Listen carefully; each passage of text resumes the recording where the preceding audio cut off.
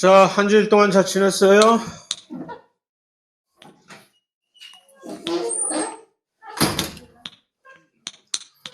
자, 수업은 오늘이 마지막이고, 그래서 다음 주 요 시간에, 지난 중간고사와 마찬가지 형태로 시험을 봅니다. 그래서, 오늘 진도 나간 데까지가 시험 범위가 아니고, 그거보다 한 주치가 더 시험 범위가 되겠죠. 그것은 과거 강의를.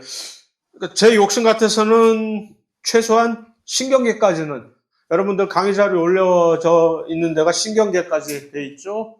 거기까지는 어떻게 동영상이 될까 싶은데 그거는 오늘 얼마나 진도가 나가는지 봐서 거기에 따라서 정해지겠죠. 그러니까 그 동영상은 좀 빨리 올려놔야 되겠지?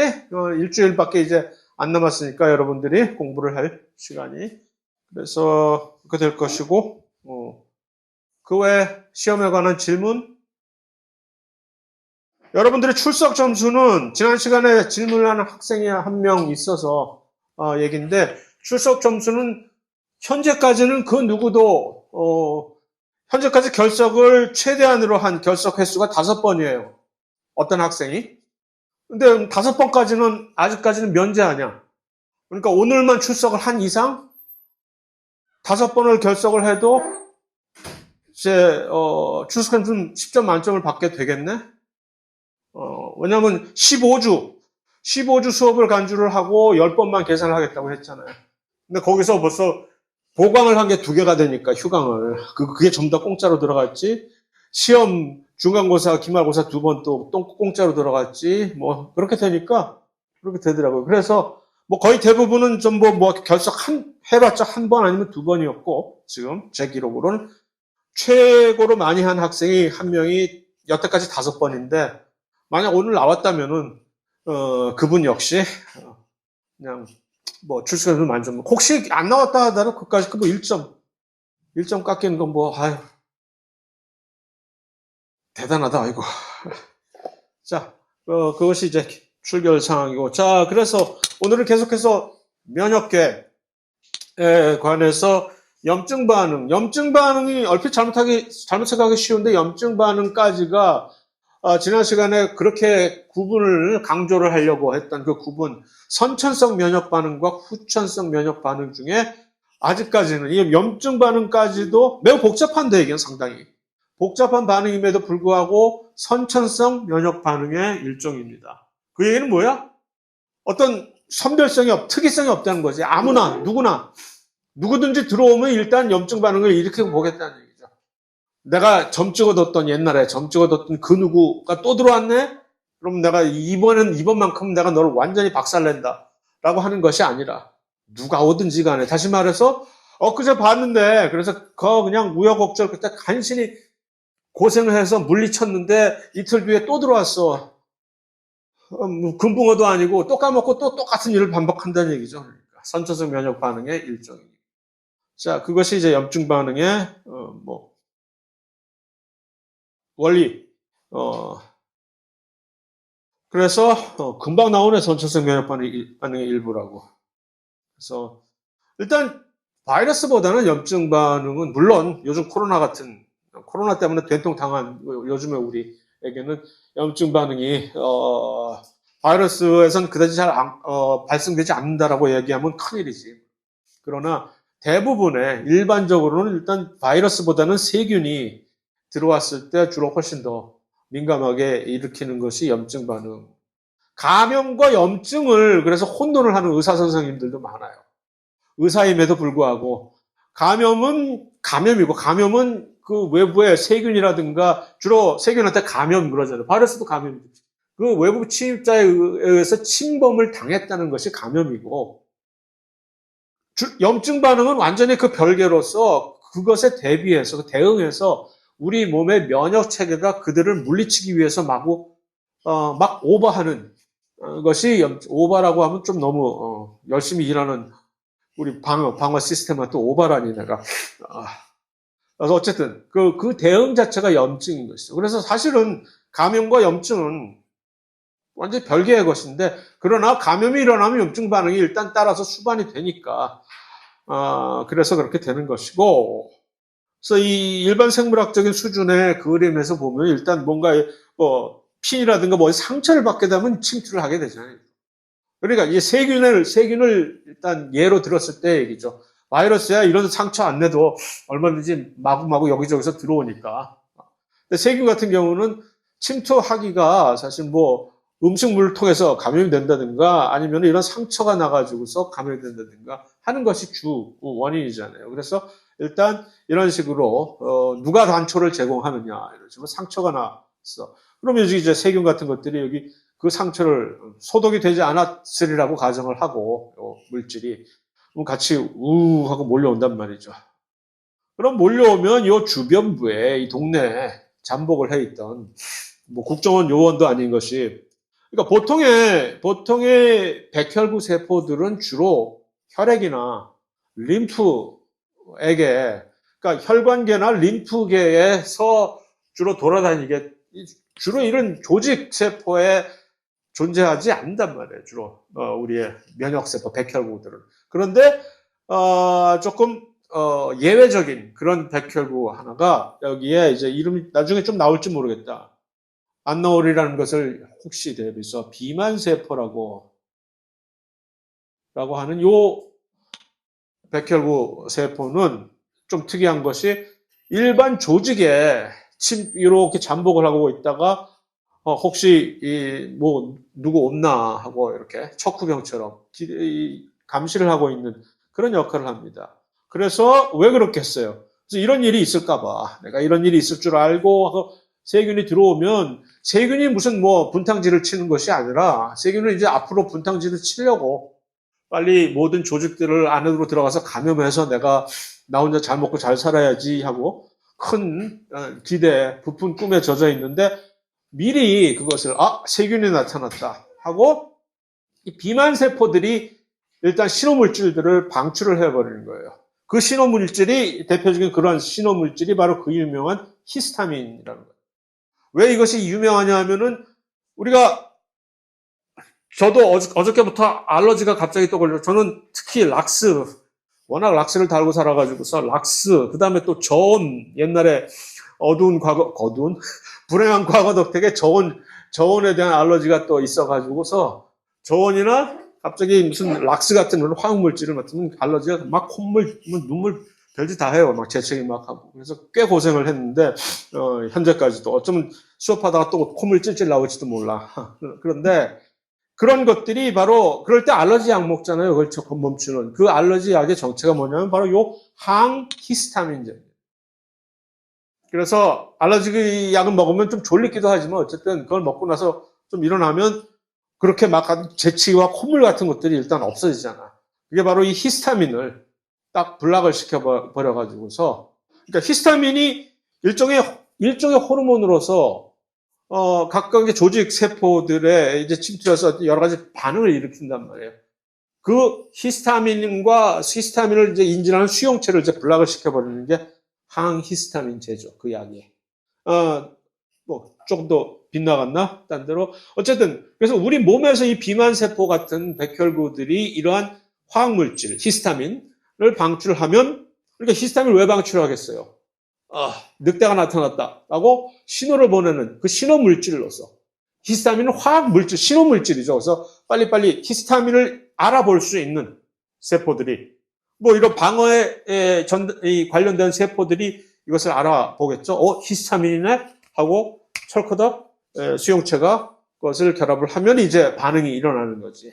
그래서 그럼 히스타민에 의해서 그 신호를 인지를 해서 막 이 반응을 해서 그 결과로 복잡한 얘기니까 그걸 일일이 다 얘기하면 우리가 무슨 면역학 수업을 지금 듣는 것도 아니고 그러니까 일반 생물학의 면역학 수준이니까 간단하게 얘기를 하자면 그래서 일단 제일 먼저 일어나는 반응이 혈관이 확장이 됩니다. 혈관 자체가. 왜? 혈관이 왜 확장이 될까? 물이 이렇게 조금 쩔쩔쩔쩔 흐르던 수도를 갑자기 콸콸콸 흐르게 하기 위해서. 왜? 그것이 일종의 교통 통로이기 때문에 누구를 불러야 돼? 사람 불러야 되거든? 백혈구들을 불러야지. 특히 이런 세균이 감염에는 누가 특효약일까? 식세포지 누구겠어? 대식세포, 호중구 두 가지의 그 식세포들이 와서 이들을 꿀꺽꿀꺽 잡아 먹어줘야 된다. 그러니까 그들을 빨리 오게 하기 위해서 갑자기 도로가 2차선 도로였는데 이거를 6차선 도로로 갑자기 확 늘려버리는 거예요. 그래야 차들이 빨리 움직일 거 아니에요. 그래서 그러니까 혈관을 확장시키는 여러 반응들이 히스타민의 반응을 하는 거죠. 그런데 이제 혈관이 확장이 되면 혈류가 증가하잖아요. 자, 우리 참치, 정원동물 참치에 의해서 봤듯이 혈류가 증가하면 어떻게 돼? 열이 발생해요. 그래서 혈액이 훨씬 더 많이 흘러가기 때문에 갑자기 열이 나는 거야. 그러니까 열이 무슨 세균이 들어와가지고서 우리를 나쁜 해코지를 해가지고 우리가 갑자기 열 받아서 열 나는 게 아니라, 물론 열 받지, 열 받아서 열 나는 거지. 그러니까 이 혈액이 훨씬 더 단위 시간에 많이 그 부위를 막 흘러가니까 그 뜨뜻한 혈액이. 그래서 열이 팍팍팍팍 나는 것이고, 그 다음에, 예, 그 눈물, 콧물 그런 것들은 이제 또 2차적인 문제지. 혹시 또 다른 2차 감염에 대비하기 위해서 재채기 그런 것도 누가 또 들어올까봐 팍팍 내뱉는 것이고 하는 전부 우리의 방어 단계의 어떤 수순에 의해서 그 결과로 이런, 별로 우리한테 즐겁지 못한 그런 증상이잖아요. 열도 나고, 콧물도 나고, 그냥 재채기도 하고, 이런 것만 없어도 살 것 같잖아. 그래서 감기야, 뭐, 그런 것들 주로 그런 증상을 없애기 위해서, 뭐, 먹는 약이잖아요. 직접적으로 뭐, 바이러스를 죽이기 위해서 먹는 그런 약도 아니잖아요. 바이러스는 저절로 가만히 있으면 쉬면 낫는 거고, 어쩌다 보면. 어쨌든, 그래서, 예, 이렇게 그 혈관이 확장되면서 혈류가 증가하고 또 틈 사이가 이렇게 벌어지니까 투과성이 증가를 해서 식세포들이 이동이 훨씬 쉬워지지. 혈관이 확장이 되면서 그 혈관 벽 사이에 틈이 넓어지니까. 그래서 이 세포들이 혈액 안에 얘네들이 갇혀 있으면 무슨 소용이 있어? 감염이 된 그 전쟁터로 빨리 투입이 돼야 되잖아. 그래서 일로 지금 마구 나가가지고서 이들을 해결을 한다는 얘기죠. 근데 해결을 할 때 가만히 있겠어요? 세균도 어떻게 해보려고 막 맞대응을 하고 그냥 이대로 죽을 수는 없다 하고 막 일종의 전투가 벌어질 거 아니겠어요? 그러면 이제 민간인들이 피해를 입겠지. 애꿎은.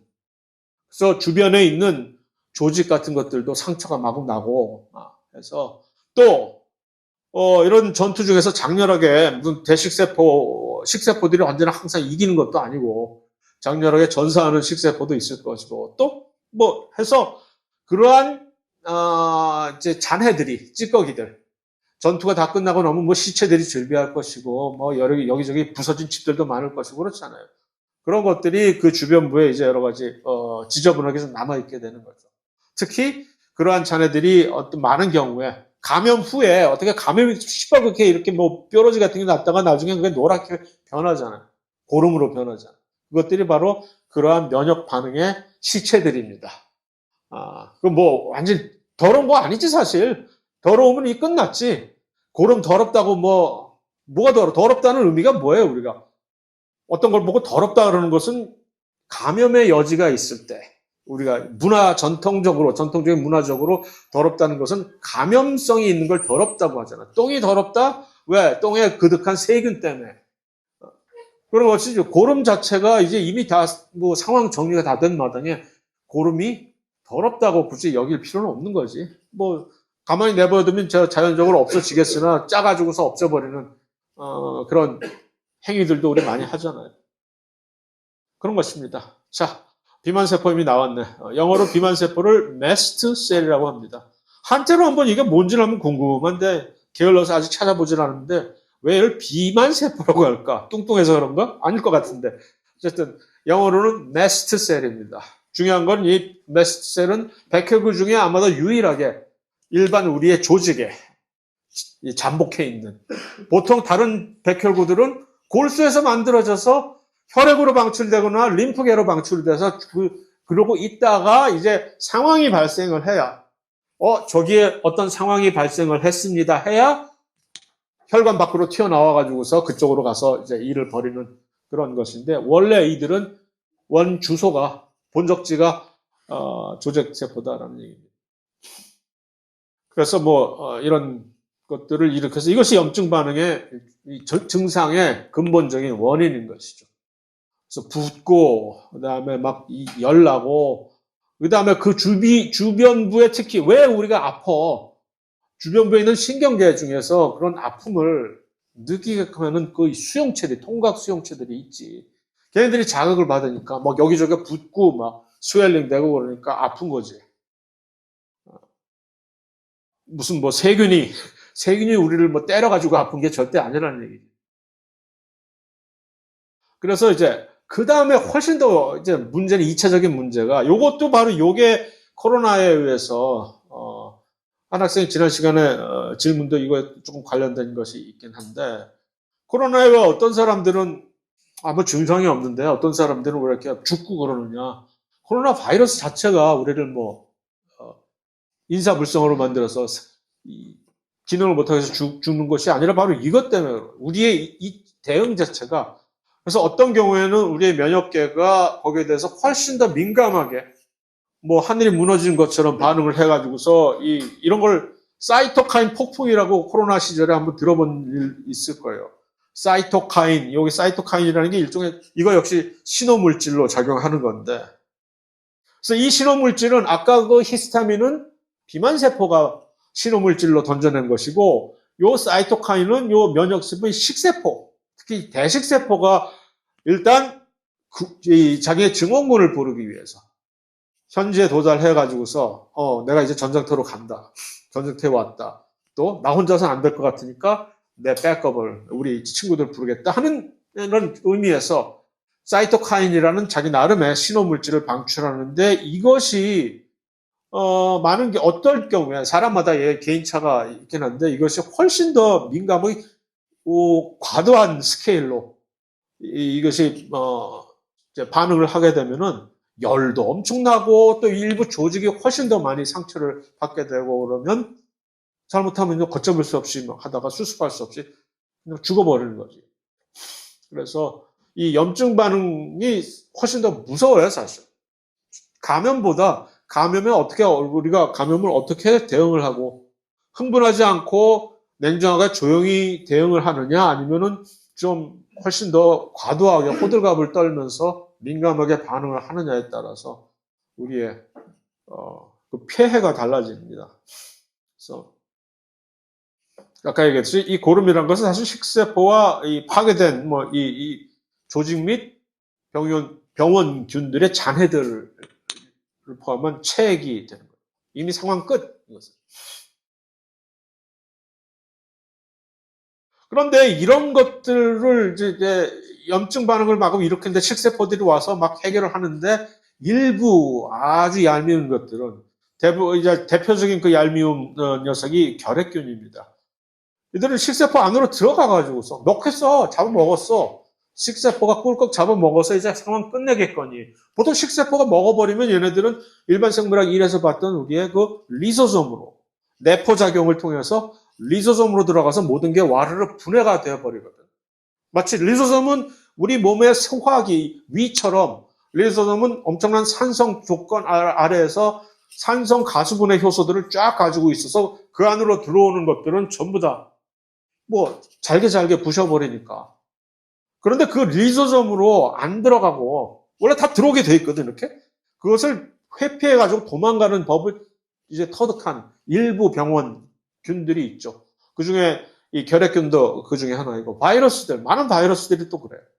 바이러스는 들어오면 일단 바이러스들은 지가 스스로 자청해서 들어오잖아. 세포 안으로. 아니 미쳤냐 이것들이?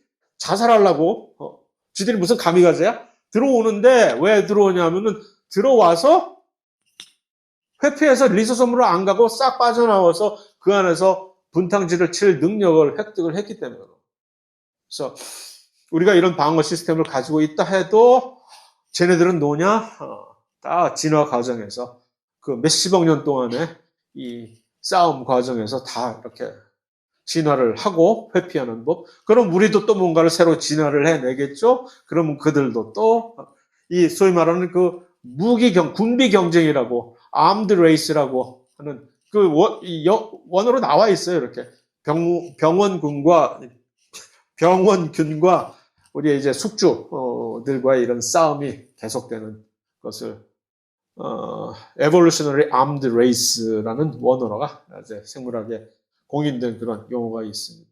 그래서 이런 저항력을 가져서 그 안에서 이렇게 잠복하고 하고 있다가 나중에 튀어나오고, 그래서 매우 다루기가 힘든 그런 균이죠.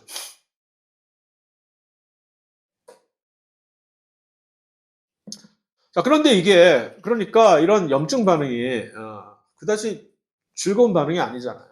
다만 그 반응 끝에 우리가 나는 과정이다 하니까 우리가 감내를 해내는 거지.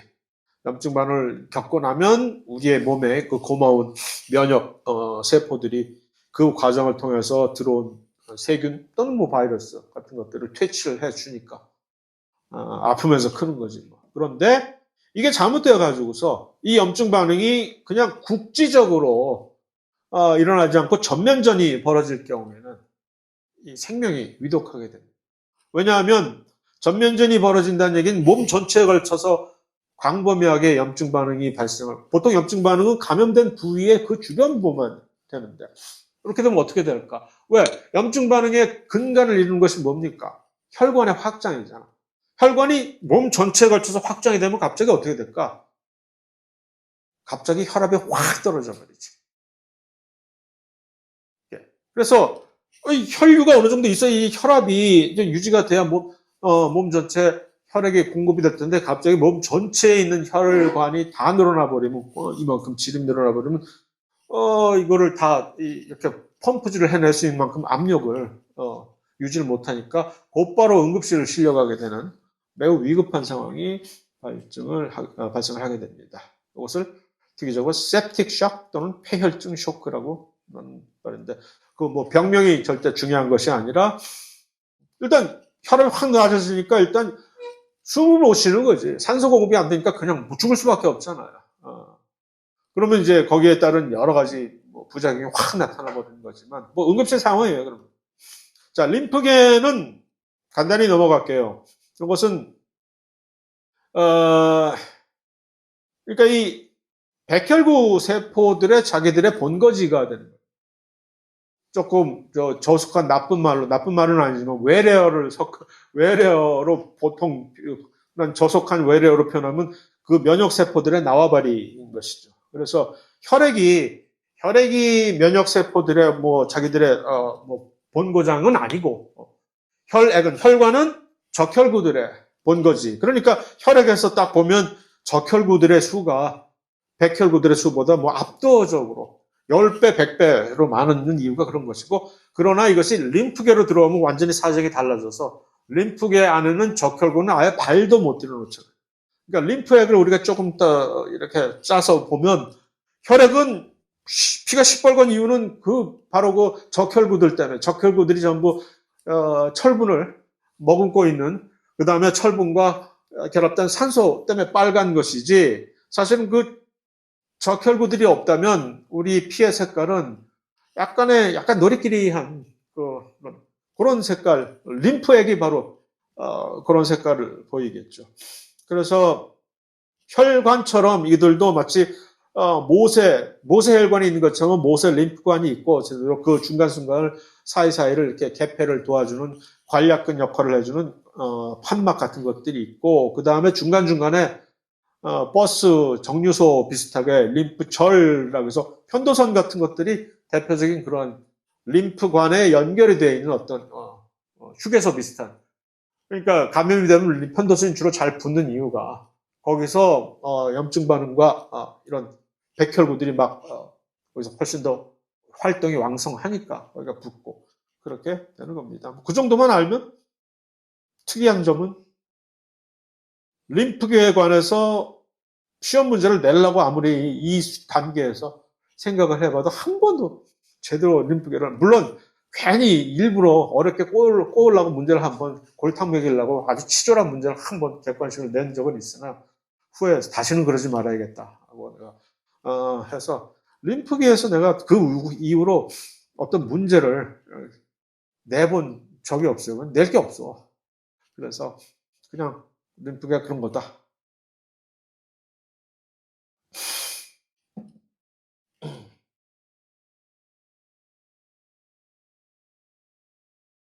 자, 그것이 이제 그다음에 후천성 면역 반응으로 넘어갑시다. 후천성 면역 반응은 일단 딱 키워드가 항체입니다.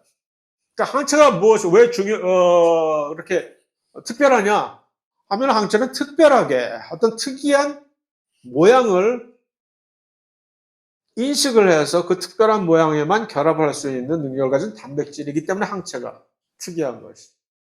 그래서 항체를 통해 가지고서 어떤 면역 반응을 수행한다는 얘기는 뭔가를 특별하게 찝어서 어떤 타겟을 두고 반응을 일으키겠다는 얘기죠.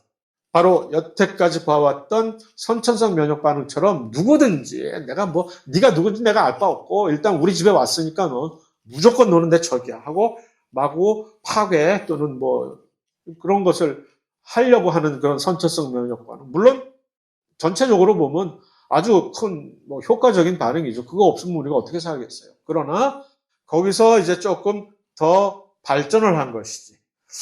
이렇게만 살 게 아니라 우리도 이제 우리가 몇십억 년을 살았는데 우리가 조금 좀 진화를 했다 그러는데 뭔가 조금 예를 들어서 전쟁을 할 때 옛날처럼 B-52 폭격기가 가서 막 그 주변부를 무조건 폭탄을 투하를 하면은 목표물에 맞는 것보다는 그냥 그 옆에 주변부에는 민가가 전부 다 박살이 나버리는 그런 폭격 방식에서 점점 나중에 진화를 해서 무기도 그래서 요즘 스마트 밤이라고 해서 아주 목표물을 아주 때려서 오차 범위가 1m도 안 되게 해서 거기만 폭격을 하는 그런 시스템을 개발해낸 것처럼 그러기 때문에 이제 척추동물 이상에서만 이것이 발달이 된 것인데 한 학생이 질문했는데 이것이 어떤 척추동물의 무엇과 관련이 있는 것이냐 무슨 척추동물의 특별한 우리가 척추가 새로 생겨서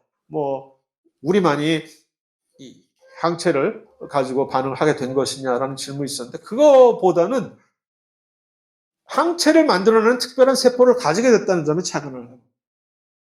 그러니까 이 여러 가지 백혈구들 중에서 항체를 전담해서 특별하게 만들어내는 새로운 종류의 세포가 개발이 된 거지. 그 세포가 림프구라는 것이죠.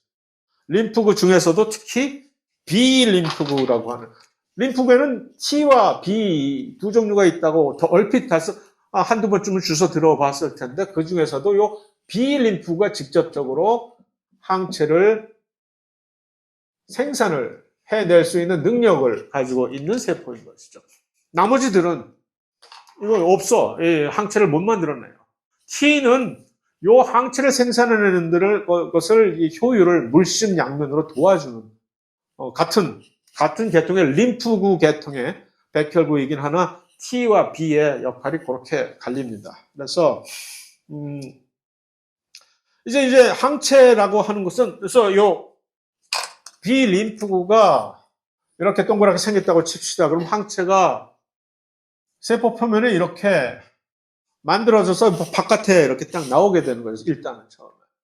그래서 요걸 가지고서 요 Y자 접시 모양 여기에 딱 맞는 어떤 모습 요것을 인식을 이렇게 특별하게 할 수 있는 것이 바로 항체의 특징인 것이죠. 그러면 이렇게 인식을 당하는 요런 모양을 우리는 항원이라고 하는 겁니다. 그러니까 항체가 특별하게 다시 말해서 이 항체라는 것은 무궁무진하게 다른 종류의 항체 결국 단백질인데 그 단백질이 일반적으로 항체라는 것은 보통 우리가 재미삼아 항체를 그릴 때 Y자 쉐입으로 이렇게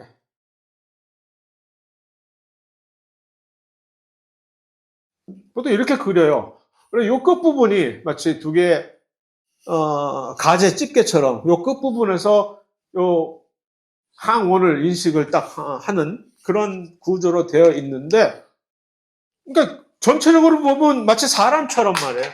사람 딱 보면 모든 사람이 다 다르지만 그래도 그 다른 사람들이 전부 머리 한 개의 머리와 두 개의 눈과 두 팔과 두 다리를 가지고 대충 일반적인 신장은 어느 정도 대충 다 그렇게 다 기본적인 그 모양이 있잖아요. 사람 모습이. 그럼에도 불구하고 사람이 각 개개인이 천차만별 다 다르듯이 성격 다르고 사실 가만히 뜯어보면 쌍둥이도 사실 부모는 알아본다잖아요. 하는 식으로 다르듯이 이 항체라는 것들이 한 개인이 만들어내는 항체의 종류가 거의 무궁무진하게 많아가지고 이런 모양을 일단 기본적으로 가지고는 있으나 여기가 다르다는 거지.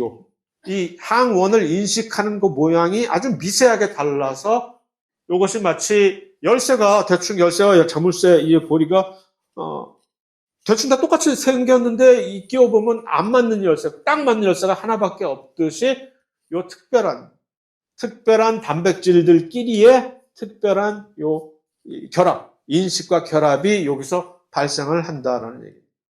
제가 얼핏 잘못 얘기했는데 항원이 될 수 있는 물질은 언제나 단백질만이 될 수 있는 건 아니에요.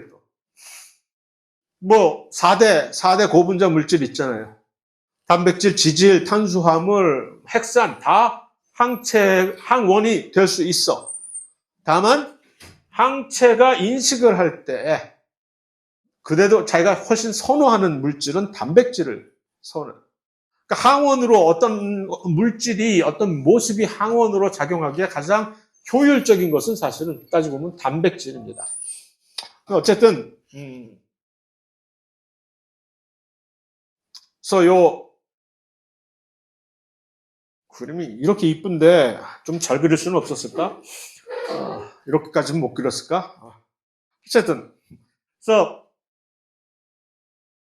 여기가 바로 그러한 항원 결합 부위라는 얘기죠.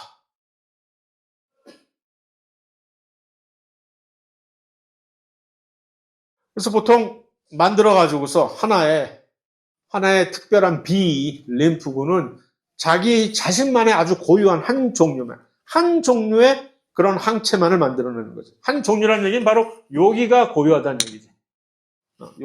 요것을 어떻게 고유하게 만드느냐 하는 것이 조금 특별한 기전이 있어요. 일종의 이제 유전자 재조합 과정인데, 그래서 아니 사실 이걸 뭐 수만 가지, 수십만 가지의 다른 이런 항체 단백질을 만들려면 거기에 상응하는 모든 유전자를 따로 준비를 하고 있어야 된다는 얘기 아니에요. 그걸 어떻게 감당을 해?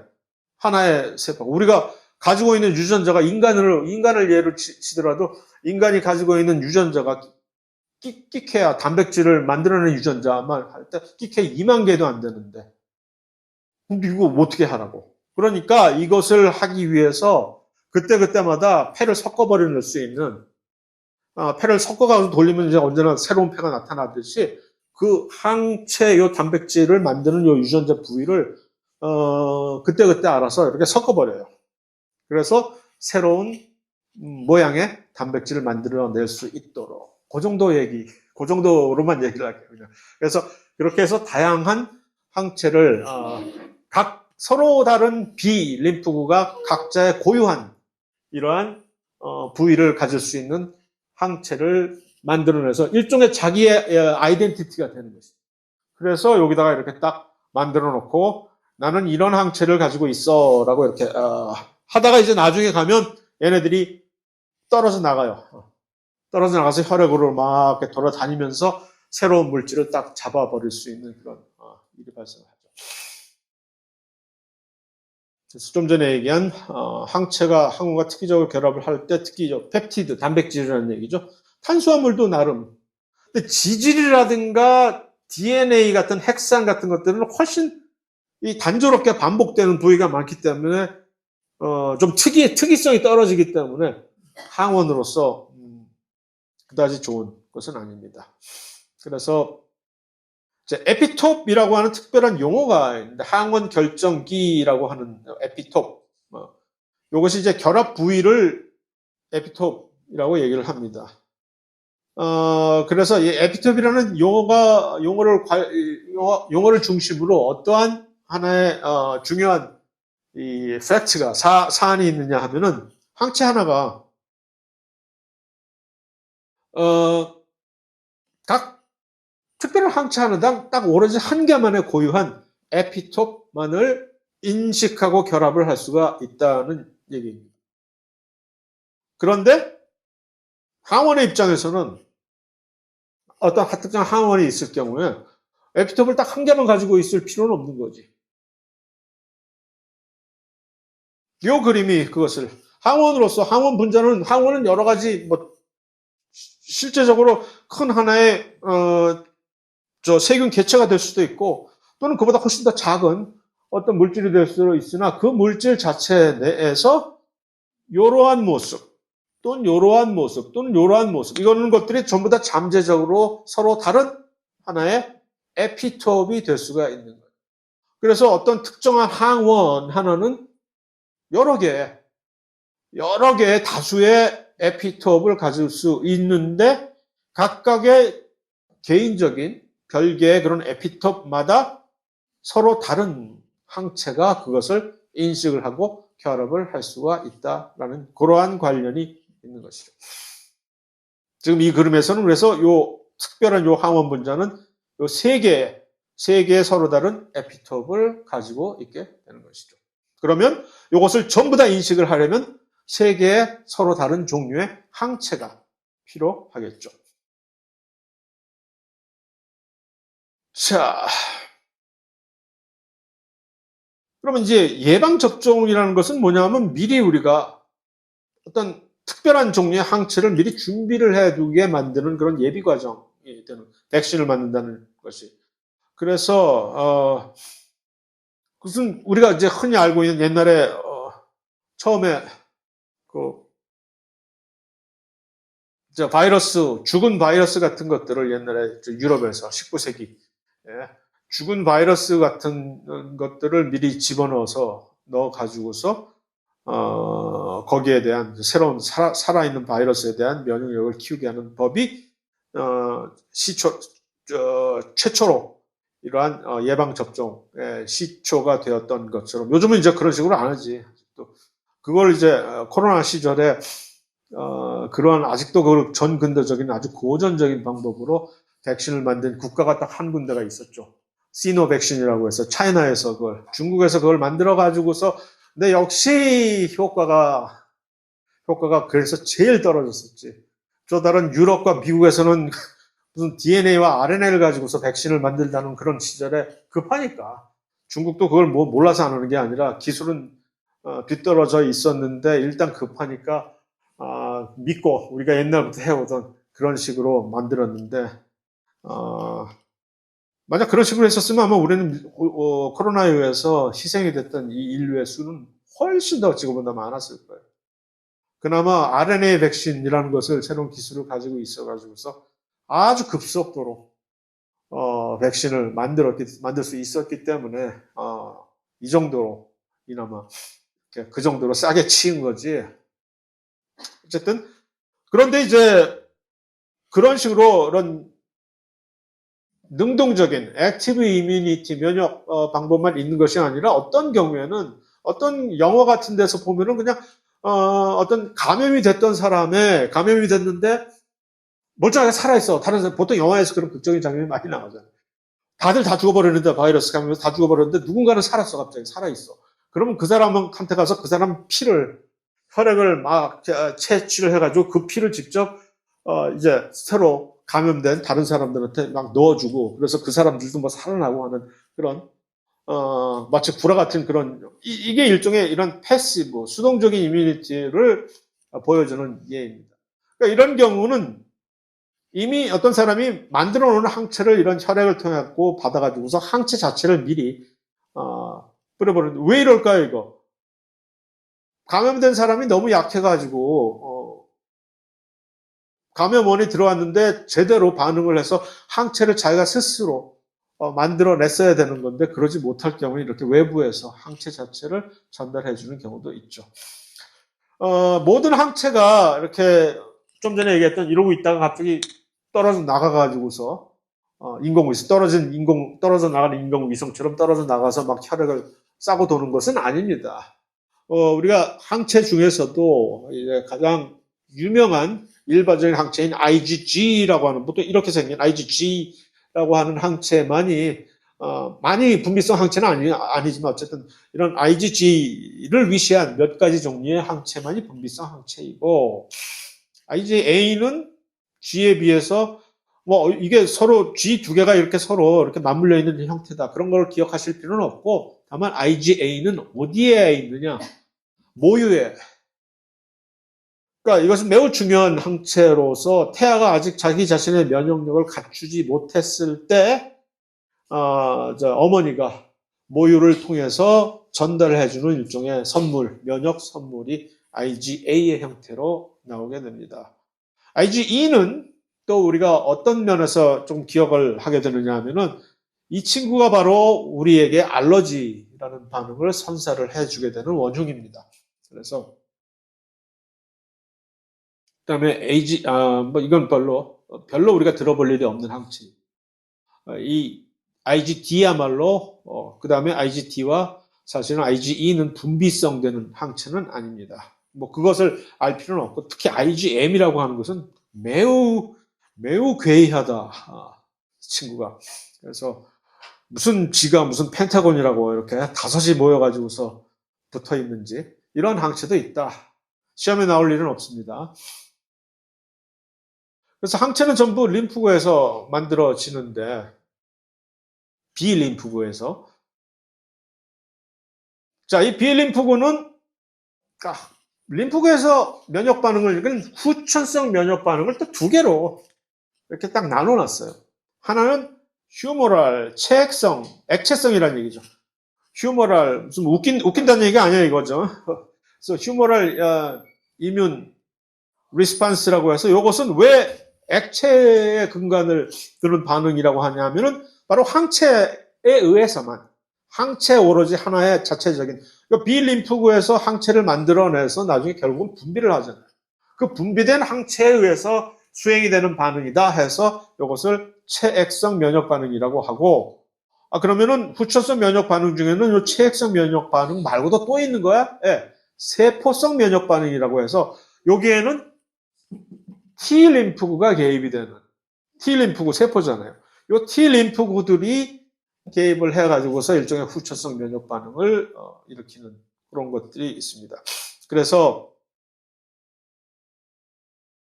체액성 면역 반응과 세포 매개 면역 반응의 차이는 결국 체액성 면역 둘 다 후천성 면역 반응인데 이쪽은 B림프구에서 이쪽은 T림프구에서 이제 근간 매개를 해가지고서 반응을 일으키는 그런 반응이다라고 구분을 하시면 되겠습니다. 그래서 T림프구는 도대체 뭐하는 친구냐? 도우미들인데 또 T림프구 자체가 두 가지 종류가 있어요. 그래서 하나는 H라는 꼬리표를 다는 헬프 보조 T림프구. 또 하나는 C라고 하는 좀 무시무시한 세포입니다. C가 여기서 뭘 뜻하냐면 사이토톡식 세포 독성. 그래서 이 친구들은 좀 성질이 매우 과격하고 직접적으로 감염된 세포나 뭐 그런 것들을 죽여버릴 수 있는 그런 파괴를 시키는 세포들이고 T 보조 세포들은 직접적으로 자기 손에 어떠한 피를 묻히는 그런 일은 없고 그냥 이 모든 것을 원활하게 할 수 있도록 도와주는 역할을 하게 됩니다. 그래서 일단 항체 생산을 효율적으로 도와주는 것은 보조 세포인 것이고 또 세포 독성 림프구는 이 박테리아나 바이러스에 의해서 감염이 된 세포를 옛날에는 우리 세포이긴 했으나 이미 좀비가 되어버린 세포이지 제거를 해버리는 그런 기능을 수행하게 됩니다. 자, 거기에 대해서는 좀 이따가 이제 다시 보게 될 것이고, 야, 이거 이래가지고서 우리 신경계에 제대로 들어갈 수나 있겠어, 오늘? 면역계 하다가 볼일 다 보겠는데? 자, 먼저, 항체를 어떻게 특이적으로 이렇게 만들어내면서 효율적으로, 이렇게 만들어내게 되는지에 대한, 사안을, 요, 개체 선택이라는 주제를, 요것이 바로 그것을 설명해주는 사안인데, 영어로 클로널 셀렉션이라고 해서 뭐 굳이 뭐 얼추 직역이 된 것인데 개체 선택이라고 해서 요것을 통해서 특별한 항원을 우리가 기억을 해내게 됩니다. 항체가. 자, 좋은 개체 선택에 대한 그림이 뭐가 있을까? 요게 있겠다.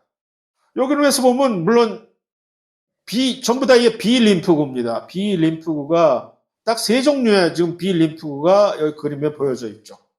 요 세 종류의 비림프구는 서로 다른 종류의 항체를 각각 만들어서 세포 표면에 간직을 하고 있죠. 그러나 현실적으로 실제는 우리 몸 안에서 요 딱 세 가지만 있겠어요? 오만 거 떼만 거 다 있겠지. 이 비림프구들 중에서 각각이 하나하나의 비림프구는 각각 자기 고유한 그런 항체를 만들어 가지고서 세포 표면에 이렇게 간직하고 있는. 이 중에서 이제 자기 자신이 간택되기만을 기다리고 있는 것이지. 어떻게 간택이 될까? 나와 딱 맞는, 마치 신데렐라 구두처럼 딱 맞는 어떤 항원이 결합을 하게 되면 여기서 그것이 발생을 했죠. 그러니까 이렇게 비림프구가 엄청나게 많았다고 칩시다. 너 왜 이래 갑자기?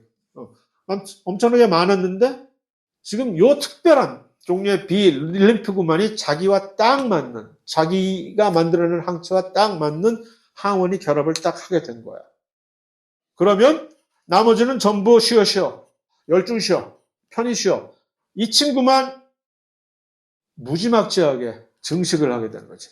이것을 우리는 클로널 셀렉션이라고 하는 거예요. 이런 식으로 우리가 이 시스템을 정리를 해가지고서 특별하게 어떤 특이한 시기에 침입한 항원을 인식을 하고 그것에 맞는, 그것을 잘 인식하고 결합하는 항체를 대량 생산을 할 수 있게끔 하는 시스템이 바로 이것입니다. 그래서, 그러니까 이 단계에서는 누구나 다 잠재적으로 나도 항체를 많이 만들어는 대량 생산할 수 있는 비림프구의 원조가 될 수 있다라는 꿈을 가지고 있으나 실제적으로 어떤 항원이 들어와서 누구와 결합하느냐에 따라서 이 판도가 달라지게 되는 것이죠. 그래서 요 인식을 한 클론, 요 비림프구만이 클론을 만들어내는 거지. 그래서 클론이라는 게 계속해서 복제를 해내는 것을 클론이라고 얘기를 하죠. 그래서 결국 이 종류의 요것을 인식을 해낼 수 있는 요 항체만이 이제 마구마구 만들어지게 되는 과정이 되는 거예요.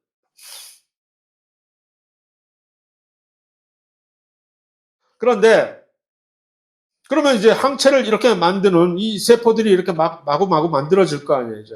얘네들이. 만들어서 분비를 해야 되잖아. 그러니까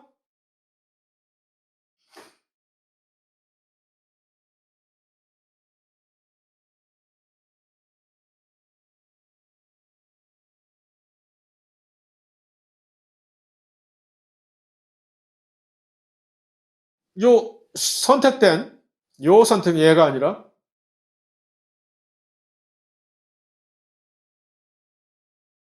요 특별하게 선택된 요 비림프구만이 엄청나게 마구 증식을 해 가지고서 이 표면에서 이들을 떼어나기 위해서는 이렇게 이제 발달이 발생학적으로 그래서 이제 요것을 이런 식으로 변화되는 요것을 형질세포 또는 효과기 세포라고 뭐 이름 붙이기 나름인데 그러면 요 형질세포 단계에서 이 항체들이 마구 떨어져 나가 가지고서 액체 속으로 우리의 체액 속으로 마구 돌아다니면서 이제 우리 체액 속에 어디에 숨어 있을지 모르는 이 항원들은 전부 집어내가지고서 결합을 딱딱딱딱딱 하게 된다는 얘기. 그런데 여기서 끝나게 되면은 물론 이거 상당히 인상적이지. 이렇게 해서 요 특별한 항원을 결합하는 인식하고 결합하는 항체를 이런 식으로 대량 생산해 낸다는 얘기 좋은 얘기지. 그러나 여기서 끝나지 않고 이 항원이 이런 식으로 해서 내가 이렇게 오늘 운이 좋아서 마구 내가 적절한 시기에 많은 양의 항체를 만들어낼 수 있어서 대응을 할 수 있었다. 좋은 얘기인데 혹시 또 얘가 또 들어오면 어떡해? 라는 것을 대비를 하기 위해서 이 중에 일부는 이 모든 세포를 전부 다 여기다 종잣돈을 미리 또 살짝 띄워놓는 거죠. 전부 다 이런 식으로 형질세포로 전환시켜 놔버리면 이 일을 처음부터 다 다시 해야 되잖아. 그러지 않고 이 중에 일부는 야 10%만 나한테 띄워. 이자야 이자. 10%만 띄어내 가지고서 요 10% 세포는 기억세포라는 것으로 이제 잠복을 하게 되는 거예요. 그러니까 처음에 그 특별한 항원을 인식할 수 있었던 세포가 딱 혈을 단신 홀로였을 때와 이런 식으로 해서 이 정도 단계에서 한 10% 정도 떼어내가지고서 기억세포로 남겨놨을 때와는 반응의 이 파장이 다를 거 아니에요. 반응 속도가 엄청 빨라질 거 아니에요. 그래서 한번 이런 식으로 기억해 놓은 경우엔 그 다음번에 똑같은 항원이 들어왔을 때는 그 항원은 진짜 굴럭이지. 그러니까 국물도 없이 제거를 해버릴 수가 있는 것이죠. 그래서 이런 기억세포도 가지고 있다가 이 기억세포가 이제 이 정도 되는 많은 양의 같은 항원을 이식을 할 수 있는 세포가 한꺼번에 똑같은 또 이제 증식을 하게 되면 만들어내는 항체 양과 그것이 만들어지는 시간이 둘 다 엄청나게 증대가 될 것이겠죠. 그래서 이것이 이제 1차 면역 반응과 2차 면역 반응의 차이가 되는 거죠. 그러니까 우리가 백신을 맞는다는 얘기는 일단 1차 면역 반응을 우리가 과정을 거쳐가는 거죠. 살살 해라. 예행 연습으로 보통. 살살. 그러다가 실제로 누군가가 들어왔을 때 그것을 효과를 나타내는 것은 뭐 때문에 그 1차 면역 반응 덕택에 이제는 발생하는 2차 면역 반응으로 완전히 효과적으로 이것을 제거를 하게 되는 얘기입니다. 그래서 1차 면역 반응은 시간이 걸리는 시간과 그다음에 이 반응의 정도가 이렇게 둘 다 그다지 높지 않은 데 비해서 그것이 또 한 번, 두 번째 감염에 의한 2차 면역 반응의 경우에는 이 걸리는 시간과 반응의 정도가 둘 다 엄청나게 짧아지고 커지고 이렇게 된다는 얘기입니다. 자, 여기서 일단 10분을 쉬어야 되겠네.